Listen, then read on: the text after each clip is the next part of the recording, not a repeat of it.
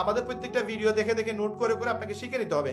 যে সময় আপনি শিখে নেবেন, তারপর আপনি ফেসবুকে মার্কেটিং করবেন, আপনার প্রতি সপ্তাহে মিনিমাম 20 থেকে 30 হাজার টাকা আয় হবে আমাদের প্রোডাক্ট সেল দিয়ে। আপনি যদি বুস্ট করতে পারেন তাহলে আপনার এক সপ্তাহে 1 লক্ষ টাকা আয় হবে। এটা আপনাদের আমরা শিখিয়ে দিব।